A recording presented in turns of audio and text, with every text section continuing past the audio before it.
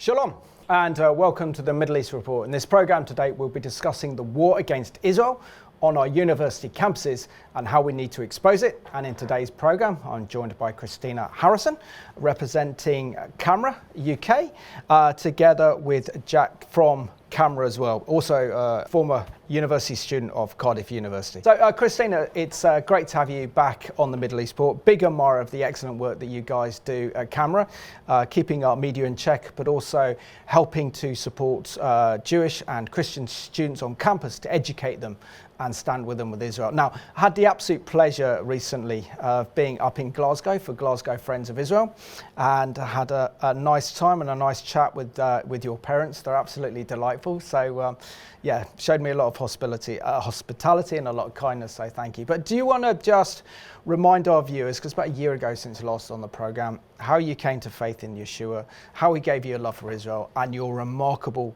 Israel journey that you've been on?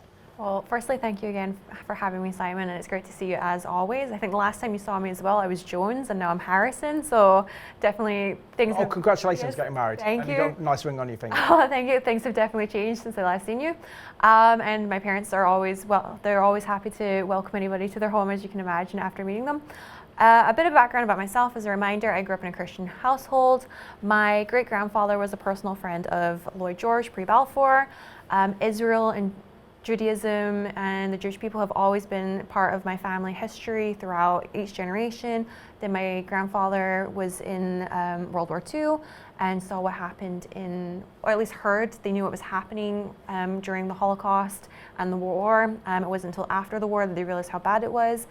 And my parents learned from my grandfather about Israel and the centrality of them within our faith. And I actually was a very young child when I came to faith. Very basic knowledge, as you can imagine. Like, what is it Jesus says? Forgive me, misquoting scripture probably here, but like the children are basically the way to Jesus. And I was very young and had a very basic understanding. And that, thankfully, to my parents.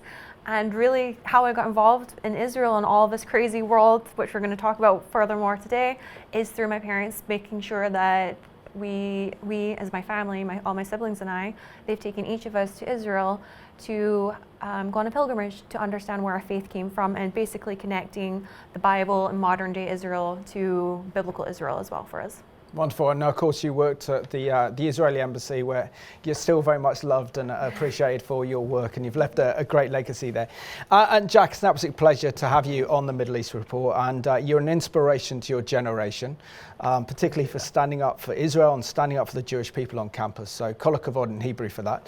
Do you want to just share with us your faith journey, how you came to faith in the Lord Jesus Christ, but also how the Lord touched you regarding Israel and how you got involved in campus life on behalf of CAMRA UK?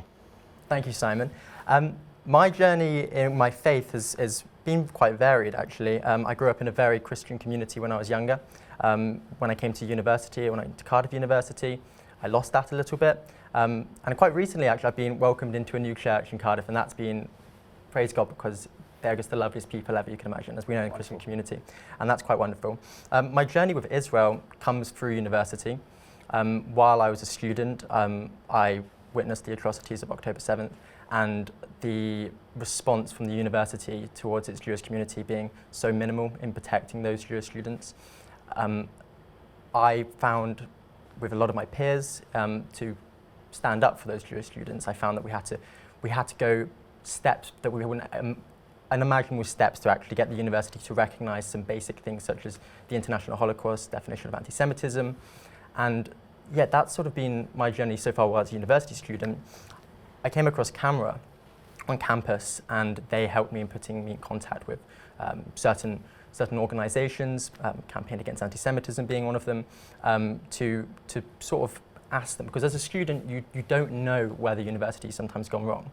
And I think that having those organisations and that outreach to connect you and to realise, no, they are doing something wrong, because as a student we don't often realise, is so important. And that's been my journey as a university student as far, but I'm sure we'll get into the nitty-gritty. Amazing, but I mean, look, there's not many Christian students that decide to get involved in with Jewish students. not only to protect Jewish students, but also to stand up for Israel. Was that an extension of your Christian faith that motivated you to do that?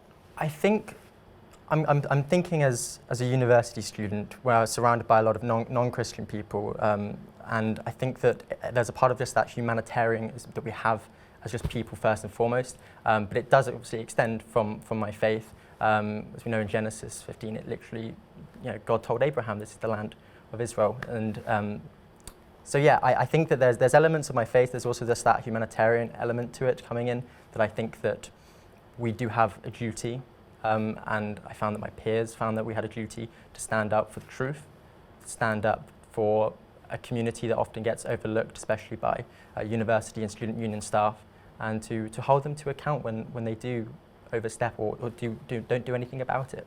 Well, good for you, Jack. Really good for you.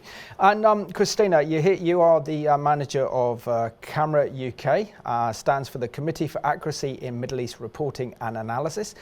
Share with us the vision of CAMRA, particularly holding our mainstream media to account, but also the work that you do pioneering CAMRA's work on campus to educate and inform Jewish students, Christian students and others who are interested in Israel, and confronting the vile hatred that we've seen that spread like wildfire across our university campuses ever since October the 7th. So I think we're pioneering in the sense that, there are definitely other organizations that do this, but in different spheres as well. But we are purely about correcting the record and correcting misinformation about Israel in the media, traditional media, and there have been conversations about how we're going to do that with the new media as well.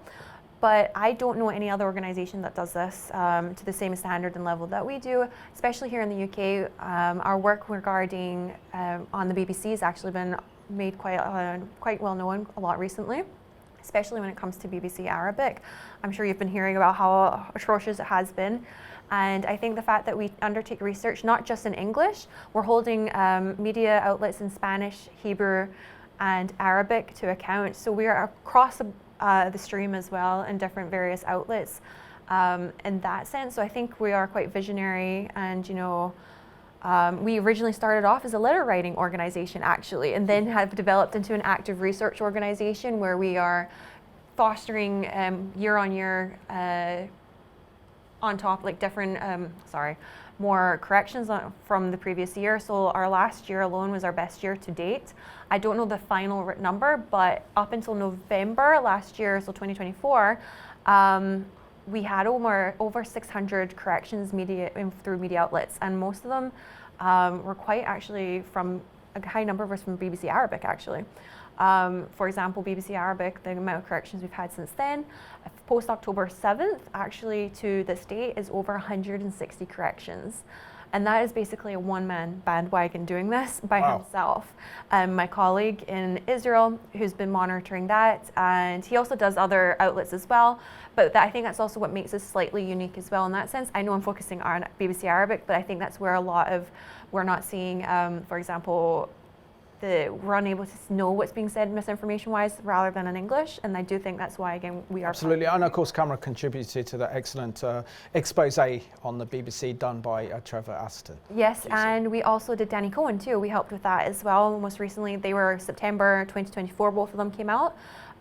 But with Arabic, one of the things recently we just came out in Jewish News was how BBC Arabic are not monitoring their social media posts. Let's see CAMRA in action now, and let's have a look at the important and vital work they do in defending Israel on our university campuses across the UK.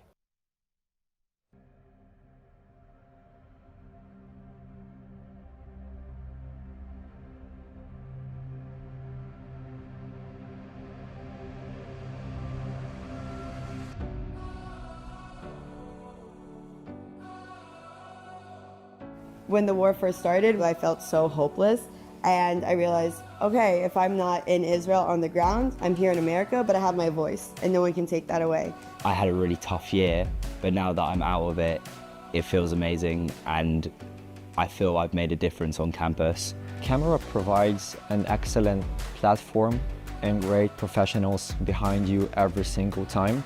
You learn how to make your research skill better, and eventually express yourself better. What you learn here will actually come into play when you go on campus. and you're being taught it by the best of the best. And we've definitely heard from a lot of people who were in Israel or have like very personal stories and relationships to everything that's going on now. But then also we have the media side of it where they're teaching us how to effectively post on social media, how to effectively write an op-ed. And so the mix of how to put it into practice, but what are you putting into practice kind of really goes along well. These conferences give you the possibility to see a lot of points of views that you wouldn't see on a daily basis. Everybody has this perspective, and when you share the things you're going through with people, it's easier for you to process those. I have learned things from other students and how they've dealt with tactics, and I think it's really important to understand these experiences and unite together. It's great to know that I'm not alone, to see how strong the other fellows are. Like, being on campus definitely gives me inspiration also. They want to make an impact, they want to make a change. There's only so many of us in the world, and then by having a group that you can rely on, I think is the most important part. You know, part of this conference is shaping people to become strong leaders. They're great pro-Israel student leaders on campus now, but we want them to take these tools that they're learning here at this conference and have it lead a lifetime of pro-Israel activism. The protests and the abuse, I don't think it's going to slow down, so that's quite scary. But I think that, if anything, it will make us stronger as well in response. So that's Camera on Campus, really showing the vital work and equipping Jewish students and Christian students who have a love and a passion for Israel to stand up for Israel and stand up against the haters on campus. Christina, do you want to share a little bit about your role as the manager of Camera UK and how vital it is for Camera really to equip and train the next generation, not only to prepare them for university life and to deal with the hate and to inform them and educate them about Israel, but it also prepares them as well to be long-term advocates of the modern state of Israel? Thank you for your question. I mean, we could be here forever describing what I actually do for Camera, because I feel like I do so many different various tasks for them. So I work with the research team and helping promote what they're doing through day to day, what kind of corrections they're fostering, the reports we're putting together, and compiling all this information and sharing that, but also working with the campus team and overseeing the likes of Jack, and also you've met previously, you've interviewed Senna, and working with them and helping guide them to work with our students that we work with. We actually have two programs, mostly for the student world. We have a fellowship working with students and helping them put on events, also writing op-eds and getting them published and sharing what they're facing on campus day to day, and giving them the tools in which they can combat this misinformation and putting it in an eloquent manner as well. And I mean, I think a lot of students are quite happy to get and excited to get published in various media outlets. This year alone, we've had JNS, Allgemeiner, we've had Times of Israel, we've had quite a variety. Israel Hayom was one as well for our students, so that's also a very interesting aspect for them. So they're learning various skills, not just learning how to combat misinformation about Israel. They're getting practical skills as well that they can take on. And we also work with Israel societies and helping them and bolster them up and be a good beacon and example, or a place for students to come who have questions, and we give them the tools in which they can also answer those. And so that's what I'm doing generally, but I mean, again, we could be here forever talking about what I do on a day-to-day, but the campus side is definitely very fulfilling, and I'm very proud of the individuals I work with and the students I work with on a day-to-day basis, and how they are able to stand up and have the tenacity and the guts to do this, because I know for a fact when I was a student, I don't think I could have done what they're facing today. And I know we'll talk about this more as we go on, what's happening on campus atmosphere, but this year I'm so proud of them. And for those who have completed it with us through our fellowship, and those who we work with just generally who are asking advice as well. Wonderful. And of course, Jack is an excellent product of the excellent work that you've invested in him. So, Jack, before we talk about October the 7th and the impact that had on you and the rest of Cardiff University, share with us because you're currently doing a master's.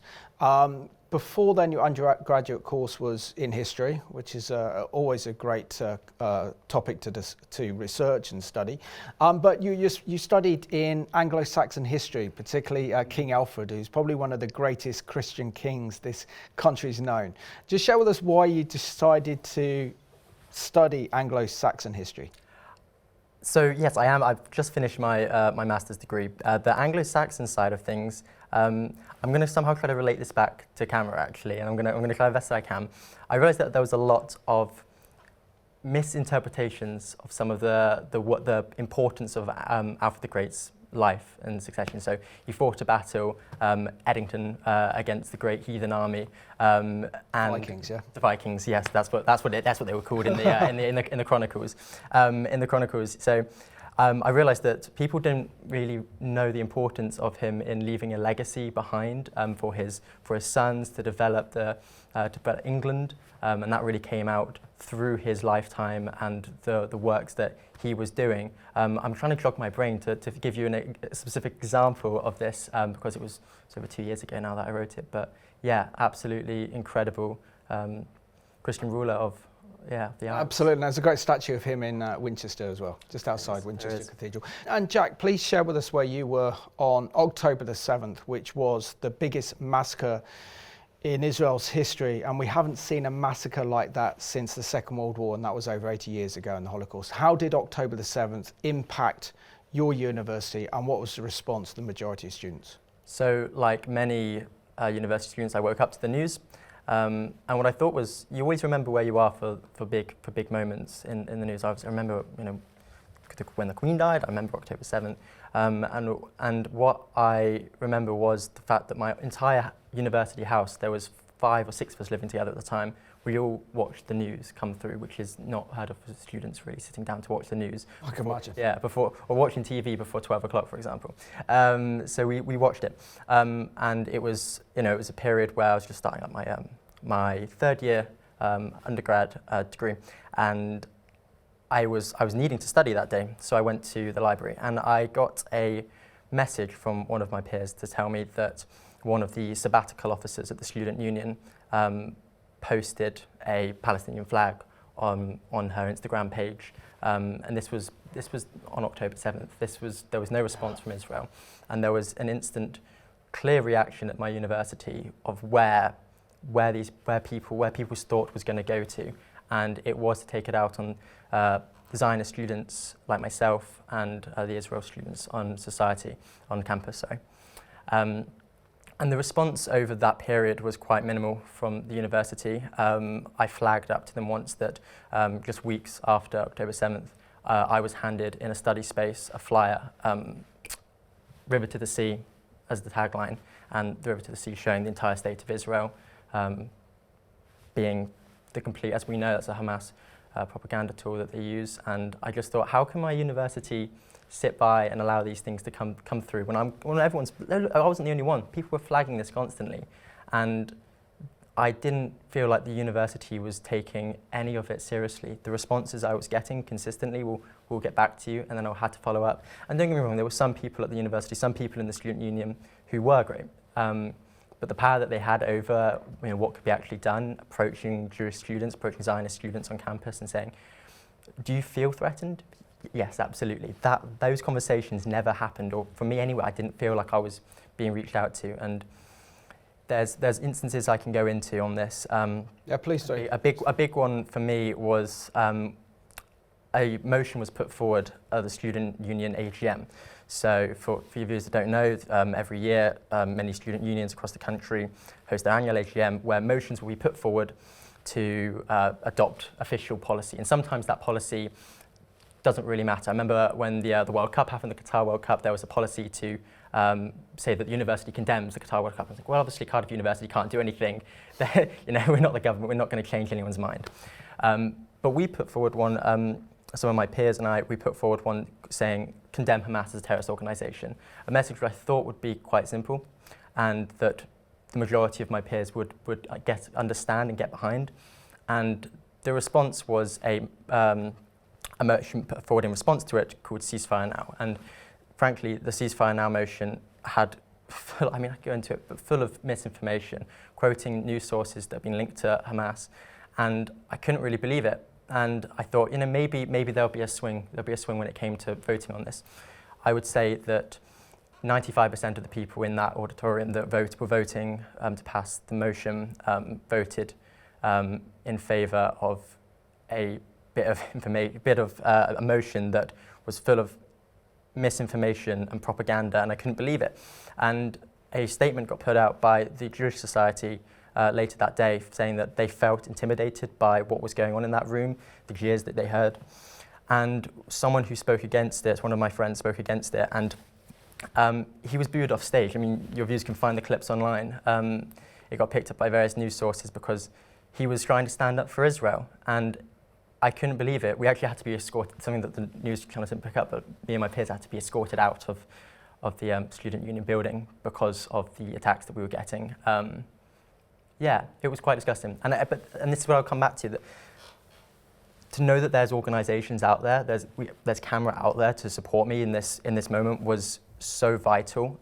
Being able to put me in contact with these organisations that can help me, but also monitoring what's going on, being an outreach. I think that we have our fellowship, as Christina said, we have our fellowship programs, we have our coalition programs, but just knowing that there's people out there who will listen to you and talk is, if there's anybody listening right now, that you can reach out to us and know that you're not alone in these situations, and that there is a community across the United Kingdom, in Israel, in the United States as well, that want to work together in creating a better atmosphere for Jewish and Zionist students. And Jack, also share with us the impact this had October the 7th on your Jewish friends and on Jewish students in campus. Well, we saw quite quickly that under the guise of being pro-Palestinian, we quite quickly saw that there was an attack under those guys for Zionist and Jewish students, for Jewish students in particular that had family out there. I mean, I spoke to some people that at Cardiff University, and I believe that there was people who were in Israel on October 7th that were experiencing these things. And yeah, I think what I just want to reiterate, that it was the university that I felt that was letting those people down. It was such a terrible time for people, and I mean, out of it, for me, I found a new community. If any positives could be taken away, that I felt welcome into a new community by talking about these issues, by seeing that, as Zionists united on this particular issue, which was so lovely to see, in all the hatred that was going on. And like I say, it was just a real shame that the university couldn't see that there was anti-Semitism behind the guise of being pro-Palestinian. We recently 18 anti-Israel societies, and I call them anti-Israel for a specific reason there, they published not published a report, but they came out in a statement in support of a legal bid to try to get Hamas deprescribed as a terrorist organisation under Section 4 of the Terrorism Act 2000. And it just shows you that they were saying in these statements that they were trying to say that it's because of free speech, just because they felt there was a suppression of Palestinian voices. But at the end of it, we know that this is not the case. We know that it's quite clearly you're now openly support Hamas. And if they get deprescribed, all of the buzzwords that we're hearing, the term martyrs being thrown about, all of these words that we're hearing consistently, they're going to turn around and say, no, all along we meant Hamas. But we couldn't say it before because it's illegal to say, openly support them.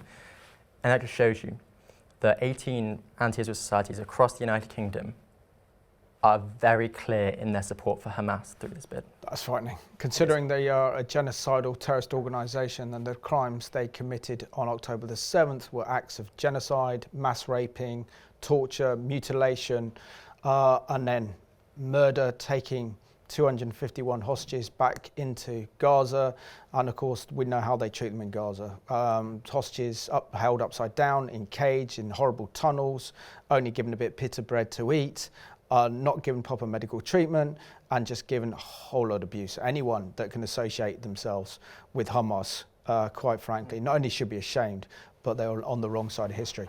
And Christina, in your role, you have a kind of overview, don't you, of all the universities across the country that CAMRA is involved in. So give us an overall perspective of the problem of Jew hatred and anti-Israel sentiment on campus post-October the 7th. I mean, across the board, we're seeing a rise of anti-Semitism across the board. The statistics are showing that. You can go to CST.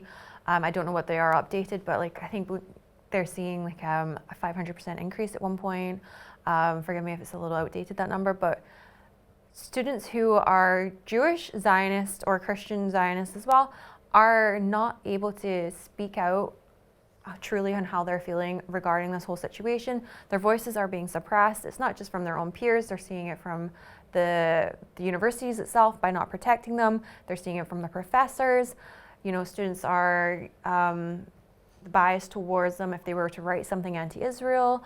I know one student who wrote an article, wrote her thesis on a very pro-Israel perspective, probably got marked down because of that, because of the university that she was at, very anti-Israel. On the other side, we're seeing Jewish, Christian, Zionist students being unable to even hold events, that they're being held to a different standard when it comes to hold an event that combats misinformation specifically about Israel, or is even a neutral topic. You know, I'm not talking about political issues or anything about Israel, we're talking about cultural issues or cultural things they want to highlight. So having a falafel dinner, for example, you know, something very basic like that, or a Eurovision party, it's becoming more and more policed, and they're not able to even actually hold this without the university getting involved and going through various stages of security checks, having to give out various bits of information, giving bios of their speakers.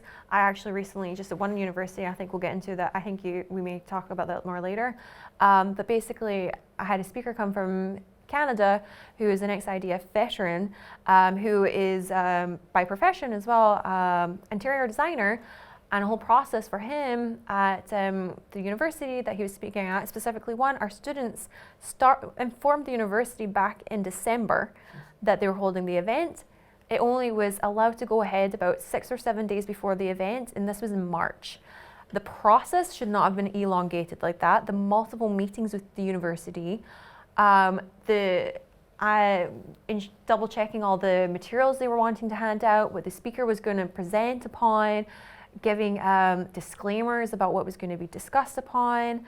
The fact that I even had to give the bio of his personal assistant, a personal assistant for this individual to even attend this, is ridiculous. So the policing, I think, is on a different level. We see the other side just being able to protest freely, nothing stopping them, but when it comes to the pro-Israel sides and wanting to combat misinformation, it's completely policed, and they're not allowed to do that. And I think that's the biggest concern for me, and the change that we are seeing, that there's no equality when it comes to this. Yeah, and Jack, are there other Christians like yourself that said, yeah, enough is enough of this hatred, enough of this Jew hatred that has been targeting the Jewish students, enough of the university not doing anything to clamp down on attacks on Jewish students and the abuse that Jewish students are getting? Did you find solidarity amongst other Christians who took a courageous stand like you did?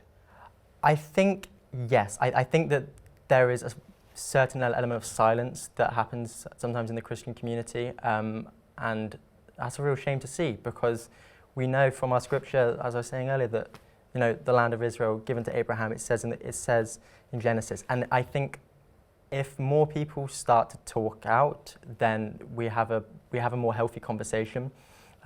We see media giving, you know, one-sided narrative, but we're seeing at universities a very one-sided narrative.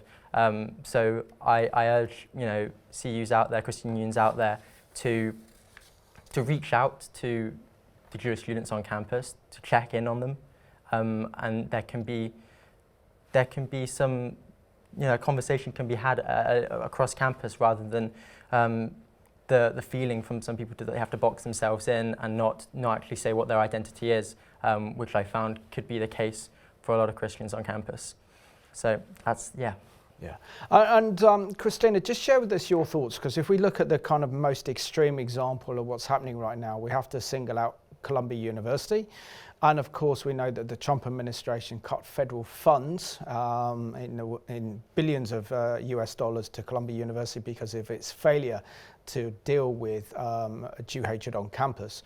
Just share with us how, for example, there is a great danger that many British universities may follow in the footsteps of Columbia University in the States, and how this has to be pushed back at all costs. I mean, I agree completely. It needs to be pushed back because we're giving this space and forum. I mean, Jack already kind of touched upon it with these societies wanting to proscribe Hamas as a terrorist organization.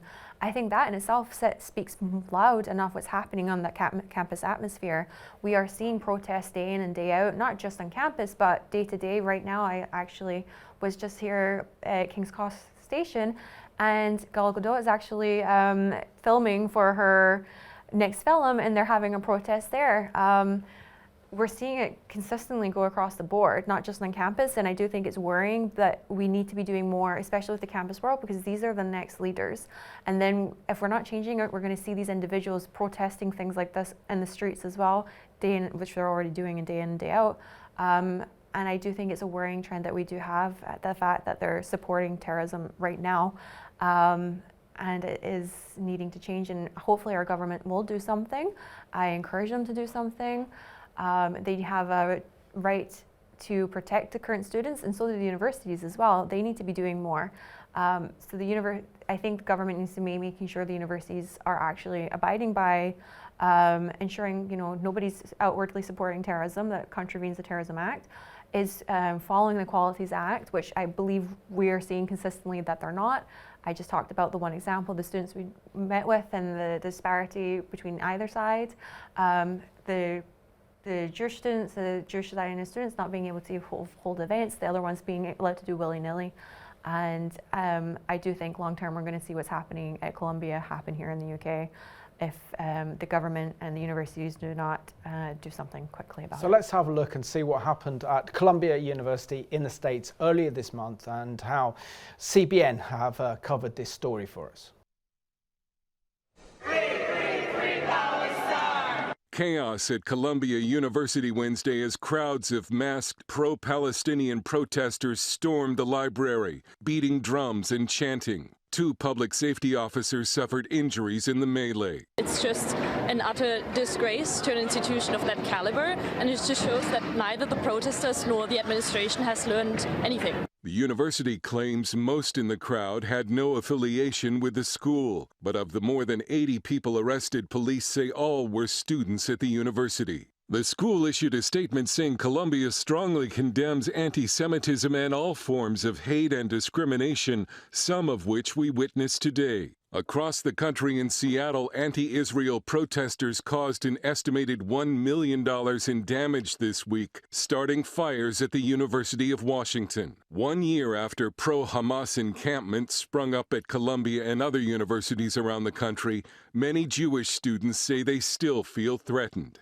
And it is clear that Jewish students are still unsafe on their campus. Now is the time we finally hold our institutions accountable. Lawmakers grilled college presidents on Capitol Hill Wednesday over reports of continued anti-Semitism on campus. At Haverford, we do not tolerate discrimination or harassment or bias. And what does that mean, not tolerate? Does that mean suspension, firing of that individual? What does that mean? Do you believe anti-Zionism is any more acceptable than anti-Semitism? There is room for criticizing the government of any nation. Of course there's a problem with anti-Semitism, there's a problem with Islamophobia, there's a problem with racism, there's a problem with sexism. Lawmakers are warning schools that fail to crack down on anti-Semitism they could lose federal funding, similar to what happened to Harvard. Secretary of State Rubio says his office will review the visa status of every person involved in the Columbia violence, saying, quote, Hamas thugs are no longer welcome here.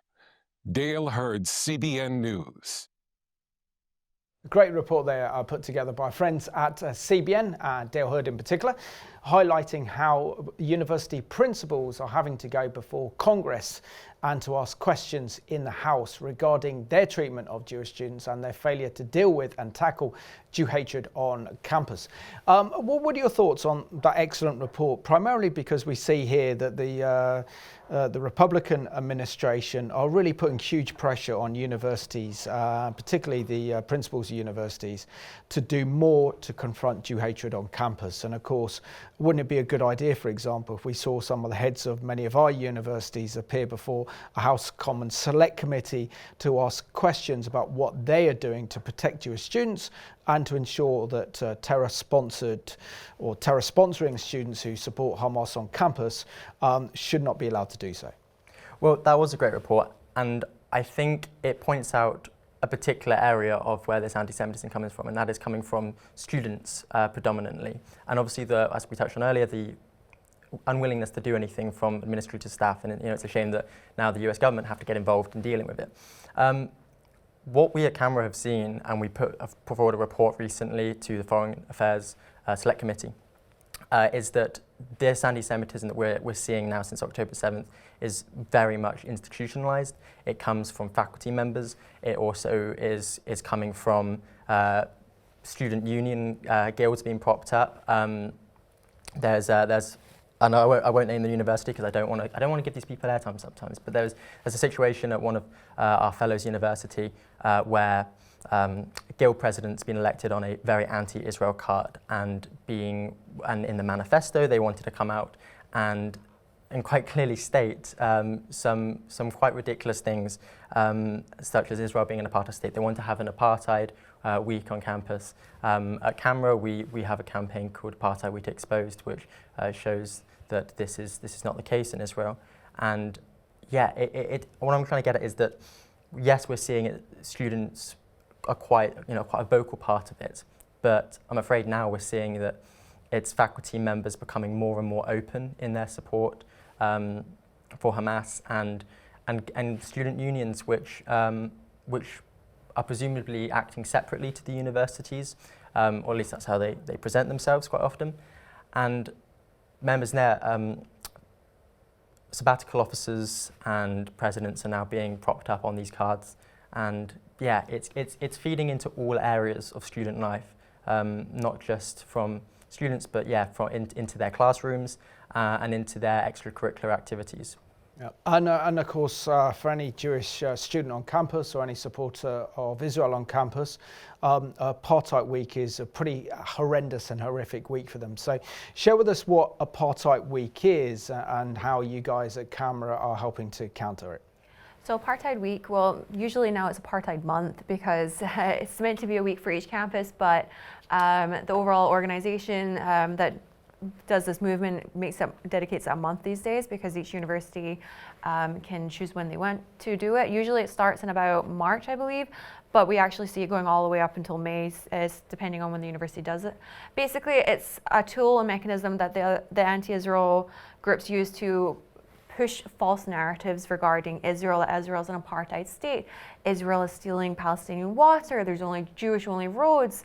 This is why we actually have, and Jack touched upon it, our campaign Apartheid Week Exposed. Apologies, sometimes it's a bit of a tongue twister. You got there. It did in the end, thank you.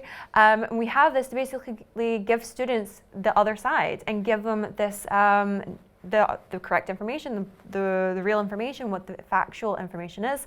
Again, it goes back to what we stand for as an organization, combating misinformation. So we combat these specific narratives that we're seeing day to day on campuses, explaining what genocide is, explaining what intifada means when they're calling for this, explaining that Israel's not stealing Palestinian water, for example. You can actually go onto our website and you can see we have a whole bunch of different downloadable materials that is also shareable on social media. And one thing that we do that is unique to other organizations is we give you the sources where we get this factually from too, which a lot of organizations don't like to do. We pride ourselves in showing you where we get this from to show you it's actually correct and not misinformation itself, because people will claim we're doing exactly the same thing, spreading false information, which is not what we're doing. I think it's a fantastic campaign that we do usually around February, and we actually just had a speaker that I touched upon come and do a campus tour and share his experience for this in the UK, share his experience of what it was like to be an IDF soldier, part of the LGBT community, what is actually happening in Israel, and giving people the ability to speak to him and ask him what it's like to be an Israeli, or combating these, get them to ask questions that they want to know, and he also will have a really good debate. You can go on and check him out, Shai DeLuca, on his social media page. He's always having conversations and combating like misinformation as well, generally, that he's facing on college campuses. College campuses, I'm saying that as an American, and I'm not, university campuses. But it's a fantastic campaign, and go check it out. Excellent. And Jack, share with us the impact that social media's had on campus, particularly all the hate that we see on social media, but also biased news reporting. I know your generation don't usually watch television, so but share with us the real impact of social media. So what I'm seeing quite frequently is that universities quite often have a news channel. They will quite often be able to do that, and I think that's great if they're showing two sides, two perspectives, but they're not. They're constantly showing the anti-Israel perspective. What we're finding at Camera is that a lot of these newspapers, they're not even willing to listen to the Jewish students. They're wanting to put forward articles. Some of our fellows, we're going to be having an article come out quite very soon, exposing the university for not writing pro-Israel articles in their outlet. So yeah, social media definitely, as a young person, it can be really polarizing. And if you're, how the cookies work on people's phones, like if you look at one particular news source, you're going to be getting relentlessly about that particular topic, even if it's not interesting to people. So I've had peers come up to me, and maybe before October 7th they wouldn't have even talked about Israel, but now suddenly they're feeding into this narrative, and they're reading certain outlets that we at Camera expose with a variety of misinformation, and it's really quite a shame. Yeah, thank you. And Christina, just share with us as well how, for example, university lectures are fueling the Jew hatred, fueling this anti-Israel incitement, with some of them have the most vile, hideous views when it comes to Israel, even justifying Hamas and justifying their horrific murder and raping and pillaging on October the 7th. I mean, we're seeing it come across in various ways. They're saying it on their own social media, even by what they're resharing, just general misinformation, or they're also downgrading students when they do talk about a pro-Israel perspective. They're not giving them the chance to even critically analyze this. They're putting their marks down. We're also seeing, Jack's actually been working on this too, looking at a professor and writing, basically, actually it's not to do with Hamas, as effectively a mouthpiece for Hezbollah here in the UK. And he's written about that, and hopefully that will be getting published shortly, an academic there. They're fueling not just anti-Semitism, they're fueling and propagating these genocidal views that we're seeing that Hamas and Hezbollah are doing across the board. And they're just as fallible in all of this, and they should be held to account. And the universities need to be doing more. Just because someone has tenure or has a long contract does not mean that they should not be held to professional standards, but also humanitarian and just general societal standards too. If I was to do that in any other sphere, I would be pulled across and taken to a discriminatory board. So why are they getting this blanket slate and allowed to continually feed into this on a day-to-day basis? And back when I was at university as well, actually I remember my professor at the time, and I studied archaeology. We did battlefield archaeology, though this isn't related to Hamas or anything. He actually said, if you do not believe that the Holocaust did not happen, I want you to up and leave now. And I thought that was a very strong statement from somebody as well, because this is an issue, I'm going to show my age here, but this was about 15 years ago. So this has clearly been an ongoing issue, and we're now seeing it progress and manifesting in other ways, that we're seeing from Holocaust denial to now we're seeing actually support of terrorism on campuses. And that, I think, is what's the next progression going to be. Are we going to now completely be excluding Jewish students from universities? Are we going to, who knows what's going to be happening, Jewish or Zionist students, I should say. I'm worried about how they have the ability to influence universities and are getting blanket protection across the board. It makes you feel better. I was at university 30 years ago when we had problems back then, okay? So, yeah, you're still young. So let's have a look now and see how Camera is actually combating and exposing university lecturers who are actually justifying Hamas. Take a look. Camera recently revealed that the daughter of a top Hamas advisor, who has herself worked with the Hamas terrorist regime, is a graduate student at Georgetown University. The university has yet to comment, but its decision to accept a student with such close ties to Hamas should come as no surprise, given that the terrorist organisation is glorified within Georgetown itself. Several months ago, Georgetown's Centre for Contemporary Arab Studies hosted a book launch with authors Helena Kaban and Rami Khoury on understanding Hamas and why that matters, which proposed to address the intense vilification and demonisation of Hamas. Let's listen. Hamas itself is not the most important thing. The most important thing is how Hamas reflects the wider Palestinian national sentiment, and how Hamas has been, over the years, the permanent repository of both the values and sentiments and aspirations of Palestinians, but also their pragmatism in trying to address how do we get out of the war and the occupation. The positions that Hamas has taken over the years have almost always reflected a pragmatic willingness to negotiate an end to the conflict with Israel. It's important to understand the principles that Hamas stands for and to understand that they are a reflection of overall Palestinian sentiment, and I would say of overall global sentiment. People all over the world who support Palestinian rights would have no problem with the position that Hamas has laid out. What position has Hamas laid out? Let's let them speak for themselves. خلاص يا 7 مليون فلسطيني برا بكفيكوا تسخين في عندكم يهود في كل مكان يجب أن نهجم على كل يهودي متواجد في الكرة الأرضية ذبحا وقتلا بإذن الله سبحانه وتعالى. لا واحدة لا لوجود إسرائيل. هذه الأرض لا تصلح لحل الدولتين، إما أن يبقى فيها الاحتلال على طول الزمان، وهذا أمر أصبح غير ممكن على الإطلاق، وإما أن يزال ويذهب كل واحد. بعد أن نطأ بأقدامنا على جماجم بني صهيون سنطأ على أرض حيفا ويافا وطبرية والقدس وكل الضفة الغربية وقطاع الغالي والقدس، ولا فرق بين 67 و 48. هذه الكذبة التي انطلت على بعض المهزومين من هذه الأمة لن تنطلي على أبناء هذه الأمة، ففلسطين كتلة واحدة، إما لنا إن شاء الله وإما لنا.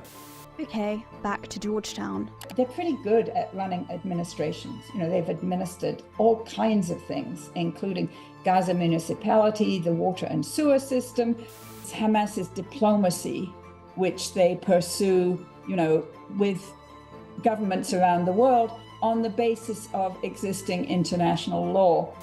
If you ask them to, abandon the 1988 charter, that is a huge ask.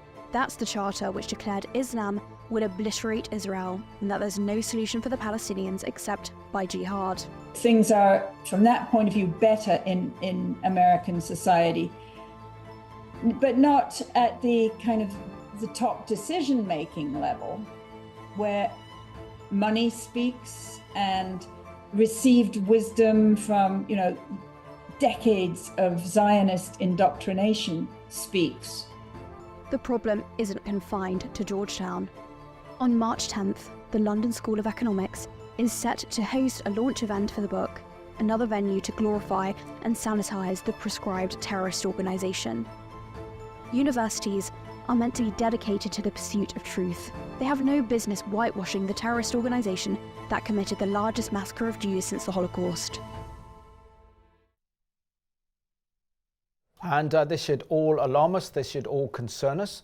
The fact that we have university lecturers justifying Hamas and their atrocities and wanting to de-proscribe Hamas as a terror organisation is quite frankly disgusting, as well as barbaric and evil, and we all need to speak up and stand up against it. Jack, just share with us your thoughts on the impact that having a university lecturer, particularly if it's in in the arts, like the degrees we studied, we both studied history degrees, or politics, that has an impact where international relations, where the issue of Israel comes up, and you have a lecturer that fundamentally believes that Israel has no right to exist, and actually then covertly supports the Palestinian cause and that of Hamas. what impact does that have on Jewish students and others when there is no academic ability to hold that professor to account? Well, I think that a lot of these, I think Christina touched on it just now, that if you're an academic that has been in a profession for so long, you have a duty to show various perspectives. I think that is absolutely important. But it's a very one-sided and frankly pro-terrorist narrative that we're seeing being expressed at these universities. There's a situation that we're seeing with some of our fellows where it's exam season currently, and they're having to write articles, or should I say they're having to write essays that is coming from one side perspective, and they're going to be marked down if they write a pro-Israel perspective. We see this all the time, and I was recently given a reading list by one of hers, and I was shocked at some of the titles, and I can't think off the top of my head, but some of the titles of the books that they were being asked to read, and I mean, it's unfathomable. You can't expect Jewish students to feel safe and included when you've got the people who are supposed to be leading the next generation of young thinkers projecting a narrative that is hateful, that is false, that is hateful, and it's just a real shame that I'm seeing this consistently. And I think that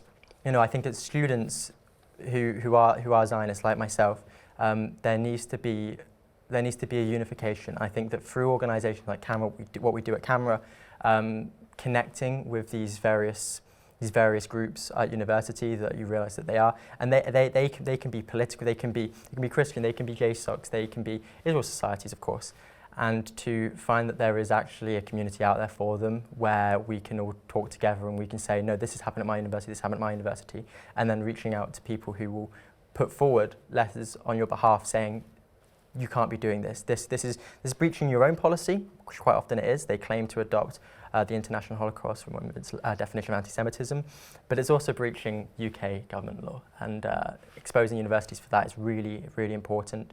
And it's only a matter of time until people start to open their eyes and realise that this is consistent and that this is not right, and frankly, it's evil.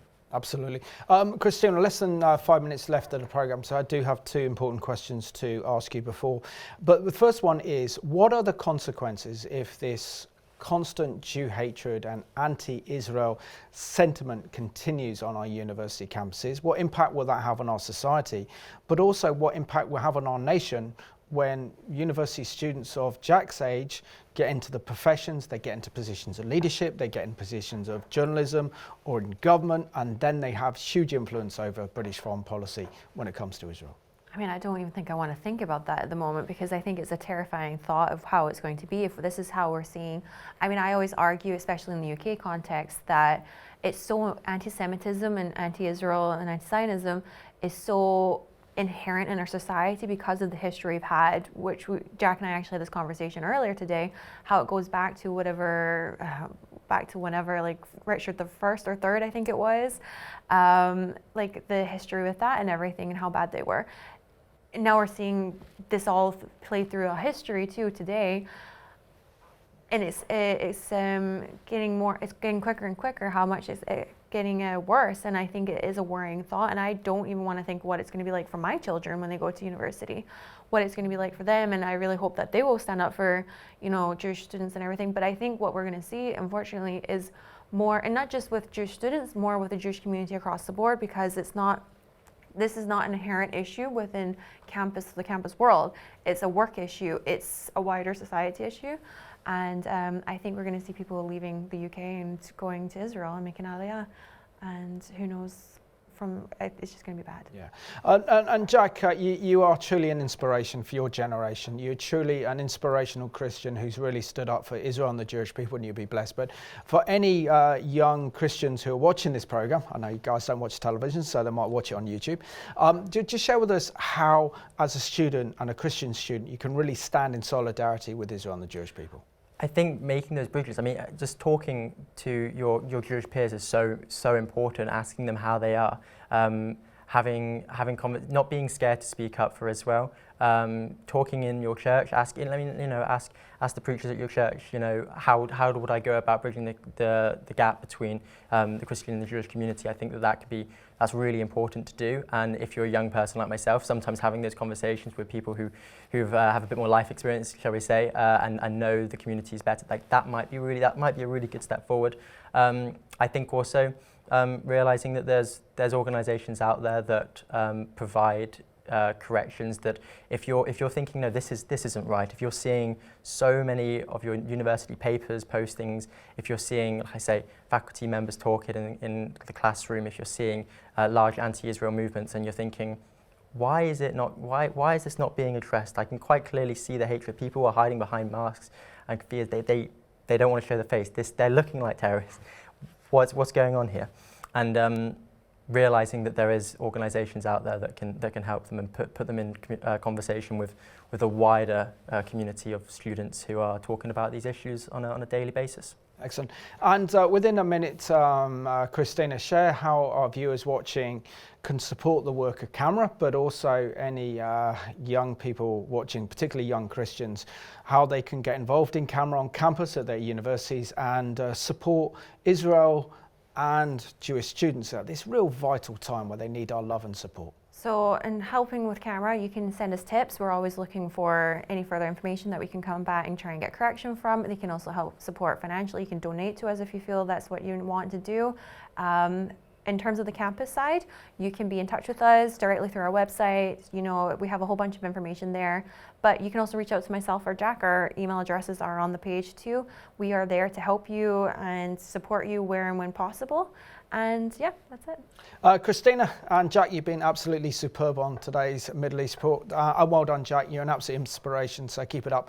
So thank you for watching today's Middle East Report. It's absolutely imperative that we call out the Jew haters. We call out those who support Hamas at our universities and our campuses across the UK, because if we don't, our society would become toxic, and we need to support great organisations like CAMRA who are standing with Israel and Jewish students on campus, telling them and empowering them to stand with Israel. So thank you for watching the Middle East Report.